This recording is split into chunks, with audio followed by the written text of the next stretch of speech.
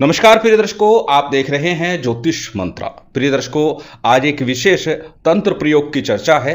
मुंडमालिनी तंत्र प्रयोग के नाम से यह जाना जाता है। अत्यंत प्रभावशाली है। मात्र 3 दिवस के अंदर इस तंत्र का प्रभाव आपको देखने को मिलता है और कोई लंबे चौड़े विधि विधान की विशेष आवश्यकता नहीं है। बहुत ही कम समय में इस तंत्र प्रयोग को आप पूर्ण कर सकते हैं। परंतु इस तंत्र प्रयोग के लिए पूर्ण एकाग्रता, मन में पूर्ण विश्वास और मां के प्रति पूर्ण समर्पण आवश्यक है। पूर्ण समर्पण के साथ जब मां की आराधना करते हैं, इस प्रयोग को करते हैं, तो निश्चित ही आपकी समस्या का निराकरण हो जाता है। अब समस्या कौन सी?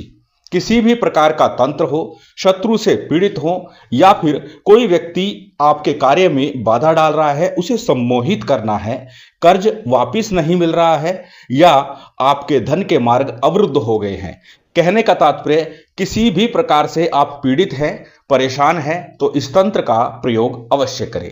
एक ही तंत्र से सारे प्रयोग संभव है। गुरुदेव द्वारा दिया गया अत्यंत प्रभावशाली मां काली बगलामुखी के बीज मंत्र से संपुटित यह तंत्र प्रयोग अत्यंत प्रभावशाली है। जब इस तंत्र का प्रयोग किया जाता है तो शत्रु भयभीत रहता है, आपके प्रति उसके मन में भय उत्पन्न होने लगता है और शनै शनै वो अपनी शत्रुता को त्याग देता है, मित्रवत हो जाता है, आपके शरणागत हो जाता है। इसी प्रकार यदि कोई व्यक्ति आपसे कर्ज लेकर विमुख हो गया है, आपसे बात नहीं कर रहा, आपसे मुलाकात नहीं कर रहा, फोन कर रहे हैं, फोन उठा नहीं रहा है, उस परिप्रेक्ष्य में भी इस मंत्र का प्रभाव कुछ इस प्रकार से होगा कि जब आप इस मंत्र का प्रयोग करेंगे तो उस व्यक्ति के मन में, उसके स्वप्न में कुछ इस प्रकार के भयाक्रांत दृश्य दिखाई देंगे, जिससे कि वो भयभीत होगा और उसके मन में ये भावना पनपने लगेगी कि अब आपके पैसे लौटाने अनिवार्य है, अन्यथा उसका कुछ ना कुछ अनिष्ट हो जाएगा। और इस प्रकार की भावना उसके अंदर अति बलवती रूप में होगी, जिससे कि वो आपका कर्ज शीघ्र लौटा देगा। यदि धन के मार्ग अवरुद्ध हो गए हैं, धन का आगमन नहीं हो पा रहा है, तो इस मंत्र के प्रभाव से आपका ऑरा मंडल मजबूत होता है, जिससे कि ग्राहक आपकी तरफ खींचता है, लोगों में आपकी इमेज बननी शुरू हो जाती है। और निश्चित है जब इमेज बनेगी तो साथ मिलेगा लोगों का और कार्य व्यवसाय बढ़ेगा। इतना अधिक प्रभावी यह मंत्र माना गया है और जैसे कि बताया, प्रत्येक कार्य की सिद्धि के लिए इसका प्रयोग किया जा सकता है। तो चलिए अधिक विलंब न करते हुए जान लेते हैं किस प्रकार से करना है यह तंत्र, कैसे होगा इस मंत्र का प्रयोग। सर्वप्रथम बात करेंगे साधना सामग्री की कि इस प्रयोग के लिए किस प्रकार की सामग्री की आवश्यकता है। सामान्य सी पूजन सामग्री के साथ में लाल वस्त्र, लाल आसन आपको प्रयोग करने हैं इस साधना काल के दौरान। दीपक, इस साधना में आपको तेल का प्रयोग करना है। बात करें यदि माला की, तो रुद्राक्ष की माला, बार बार बोलता हूं, एक सिद्ध करके रख लीजिए। प्रत्येक कार्य में लगभग ये प्रयोग हो जाती है। तो रुद्राक्ष की माला हो अथवा काली हकीक माला जो कि प्राण प्रतिष्ठित हो। प्राण प्रतिष्ठा विधि साबर मंत्रों के माध्यम से मैं दे चुका हूं। उस विधि से आप अपनी माला को, यंत्रों को प्राण प्रतिष्ठित कर सकते हैं, चैतन्य बना सकते हैं। और इसके साथ ही यदि 10 महाविद्या यंत्र हो तो अत्यंत श्रेष्ठ, अथवा मां भगवती शक्ति का चित्र लगा करके इस प्रयोग को संपन्न किया जा सकता है। अब जानते हैं किस दिन से कब इस प्रयोग को आरंभ करना है। प्रिय दर्शकों, बार बार जब तंत्र की चर्चा करता हूं तो एक बात मैं अवश्य बोलता हूं कि रात्रि के 10 बजे बाद से लेकर के 2 बजे तक का समय महानिशा काल है, जो तंत्र शास्त्र में सर्वाधिक महत्वपूर्ण माना जाता है और इसी समय अवधि में ही आपको यह प्रयोग संपन्न करना है। अब किस दिन करना है? प्रिय दर्शकों, इस प्रयोग को मंगलवार, शुक्रवार, शनिवार, इन 3 दिवसों में कभी भी आरंभ किया जा सकता है अथवा किसी सिद्ध योग विशेष मुहूर्त हो उस दिन से आप आरंभ कर सकते हैं। इस प्रयोग के लिए चारों ही दिशाओं का चयन किया जाना है। यदि आप रोग, बीमारी, शत्रु बाधा से पीड़ित हैं तो आपको दक्षिण दिशा का चयन करना है। दक्षिण मुख होकर के आपको यह साधना संपन्न करनी है। यदि आप सम्मोहन क्रिया करना चाहते हैं, वशीकरण क्रिया करना चाहते हैं, फिर आपको उत्तर दिशा का चयन करना है। यदि आप धन की बाधा से ग्रसित हैं तो ईशान कोण पूर्व दिशा का चयन करना है। यदि आप मां भगवती शक्ति की पूर्ण कृपा प्राप्त करना चाहते हैं, उनके दर्शनों का लाभ लेना चाहते हैं, फिर आपको पश्चिम मुख हो जाना है।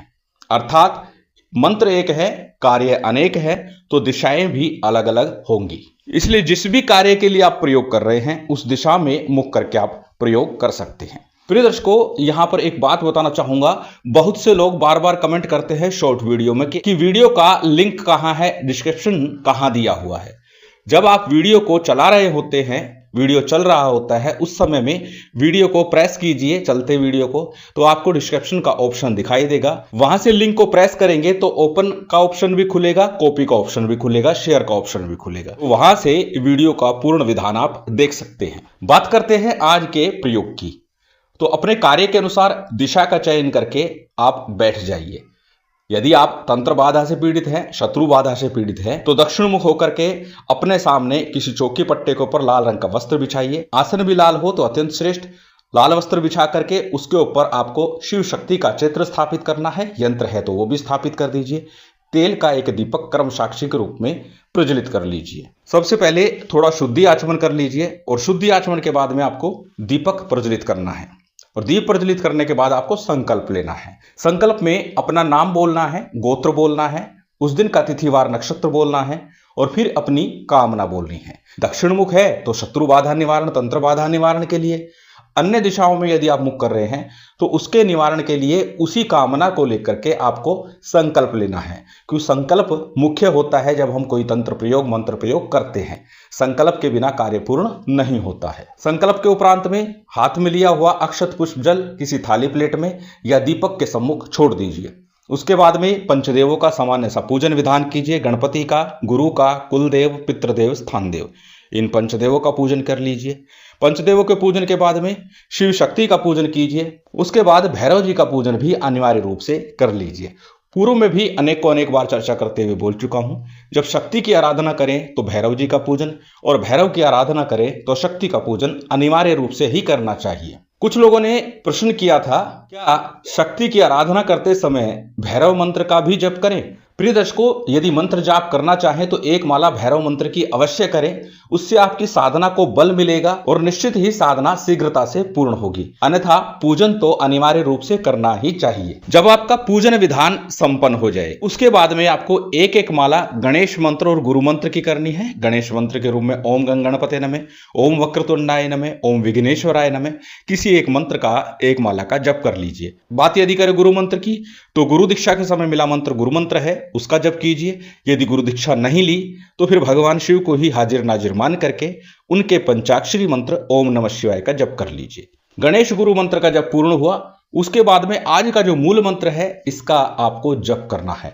मंत्र अत्यंत सरल छोटा सा मंत्र, तांत्रिक मंत्र है और तंत्र का प्रभाव इस कलिकाल में साबर मंत्रों की भांति ही शीघ्रता से प्राप्त होता है। मंत्र आपकी स्क्रीन पर है, स्क्रीनशॉट ले सकते हैं, किसी कॉपी नोटबुक में नोट कर सकते हैं। मंत्र को एक बार बोल करके बता देता हूं। मंत्र इस प्रकार है, क्रीम हलीम क्लीम मुंडमालिने फट, क्रीम हलीम क्लीम मुंडमालिने फट, क्रीम हलीम क्लीम मुंडमालिने फट। अत्यंत सरल छोटा सा मंत्र है। इस मंत्र का आपको 11 माला का नित्य प्रति जप करना है। अधिकस्य अधिकम फलम, ये बात भी मैं बार बार बोलता हूं। यदि आप वशीकरण प्रयोग कर रहे हैं, धन के निमित्त प्रयोग कर रहे हैं तो जितना अधिक करना चाहें उतना करें, लेकिन शत्रु बाधा निवारण के लिए कर रहे हैं तो सिर्फ 11 माला पर्याप्त होगी। जब आपका 11 माला का जब पूर्ण हो जाए उसके बाद भगवती शक्ति की आरती कीजिए। जो भी सामान्य सा नैवेद्य है उसका भोग लगाइए। यदि संभव हो तो जितना माला आपने जप किया उसका दशांश हवन कर दीजिए, क्योंकि तांत्रिक और वैदिक मंत्रों का जब जप किया जाता है तो हवन का विधान भी कर लेना चाहिए। यदि आप हवन नहीं कर पा रहे हैं तो भी कोई दिक्कत नहीं है, क्योंकि मंत्र अत्यंत प्रभावी है और निश्चित कार्य करता है। अत्यंत सरल विधान है, किसी प्रकार की क्लिष्टता नहीं है और सभी कुछ लिखित रूप में देने का प्रयास करता हूं। इसलिए प्रश्न करने से पूर्व पहले पूरे वीडियो को अवश्य देखें और उसके बाद प्रश्न करें। संभवतः है आपके सभी प्रश्नों के उत्तर वीडियो में पहले ही दिए जा चुके होते हैं, परंतु स्किप करके देखेंगे तो प्रश्न का उत्तर कहां से मिलेगा। तो इसलिए पूर्ण वीडियो को देखें, उसके बाद प्रश्न करें। और यदि आप किसी भी समस्या से ग्रसित है तो इस मंत्र का लाभ अवश्य लें। महामाई की विशेष कृपा आप सभी को प्राप्त हो, यही कामना है। उम्मीद करता हूं आज की ये जानकारी, ये वीडियो आपको अच्छी लगी होगी। यदि अच्छी लगी हो तो कृपया लाइक कीजिएगा, शेयर कीजिएगा। यदि चैनल पर नए हैं तो सब्सक्राइब कर बेल आइकन बटन दबा दीजिएगा। जय माता दी, जय श्री राम।